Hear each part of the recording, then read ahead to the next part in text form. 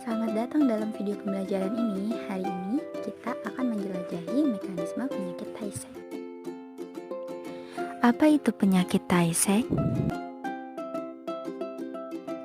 Penyakit Tay Sachs adalah gangguan metabolisme lipid yang menyebabkan penumpukan zat lemak GM2 gangliosida di otak dan sumsum tulang belakang.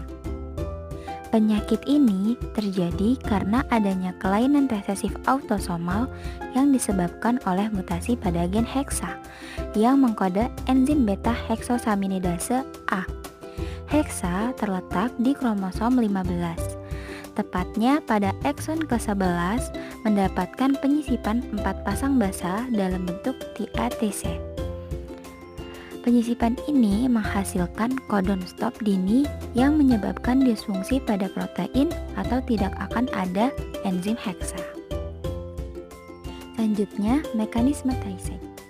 Pertama-tama, gen menginstruksikan sel untuk menghasilkan bagian dari enzim heksosaminidase atau HEX A. Enzim ini berfungsi memecah molekul yang disebut gangliosid GM2 di dalam lisosom.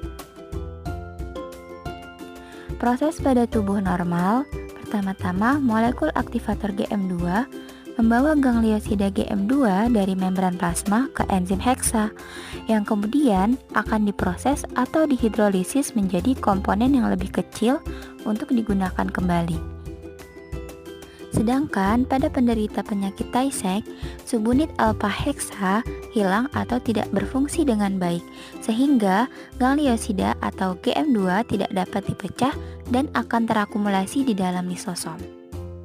Peningkatan konsentrasi gangliosida GM2 tersebut dapat menyebabkan kerusakan progresif pada sel-sel syaraf, terutama di daerah otak yang mengendalikan gerakan dan koordinasi. Hal ini mengakibatkan gejala neurologis yang parah seperti gangguan gerakan, kehilangan kemampuan berbicara, dan penurunan fungsi motorik. Gejala penyakit Tay Sachs dapat terjadi pada masa bayi, remaja, maupun orang dewasa. Berikut beberapa gejala yang timbul pada saat bayi mengalami penyakit Tay Sachs. Yang pertama, hilangnya keterampilan motorik bayi. Yang kedua, respon kaget yang berlebihan saat bayi mendengar suara keras. Yang ketiga, bayi susah menelan. Yang keempat, munculnya bintik-bintik merah ceri di mata. Yang kelima, otot melemah sehingga mengalami masalah gerakan yang berkembang menjadi kelumpuhan. Lalu yang keenam, bayi kejang. Gejala yang timbul pada masa anak-anak dan remaja, yang pertama, kelemahan otot dan kehilangan koordinasi otot. Yang kedua, kehilangan keterampilan dan kontrol gerakan secara bertahap. Yang ketiga, infeksi saluran pernapasan pada anak yang berulang. Yang keempat, hilangnya penglihatan. Yang kelima, perkembangan bicara anak yang melambat. Yang keenam, penurunan fungsi mental dan daya tanggap. Yang ketujuh, kejang pada anak. Pada masa dewasa, gejalanya cenderung tidak begitu parah, seperti kelemahan otot dan kehilangan koordinasi otot, tremor dan kejang otot, kehilangan kemampuan berjalan, masalah bicara dan menelan, dan gangguan mental atau kehilangan fungsi mentalnya. Berikut adalah perbedaan pada tubuh normal dengan penderita penyakit Tay Sachs.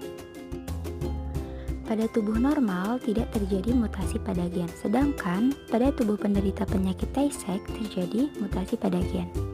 Lalu, beta heksosaminidase pada tubuh normal tidak bermasalah, sedangkan pada tubuh penderita penyakit Tay Sachs mengalami kekurangan beta heksosaminidase A yang menyebabkan akumulasi gangliosida GM2 dalam neuron.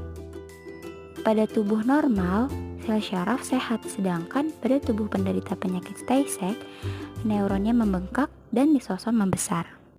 Pada tubuh normal, retina mata sehat, sedangkan pada penderita penyakit Tay Sachs, munculnya bintik merah ceri di makula mata dan penyempitan pembuluh darah. Diagnosis penyakit Tay Sachs. Yang pertama, dokter akan melakukan tes darah untuk memeriksa kadar enzim heksosaminidase A dalam darah. Kemudian akan melakukan tes genetik untuk memeriksa apakah ada perubahan pada gen heksa dan akan melakukan pemeriksaan lebih lanjut pada mata untuk mengetahui apakah ada cherry red spot di mata.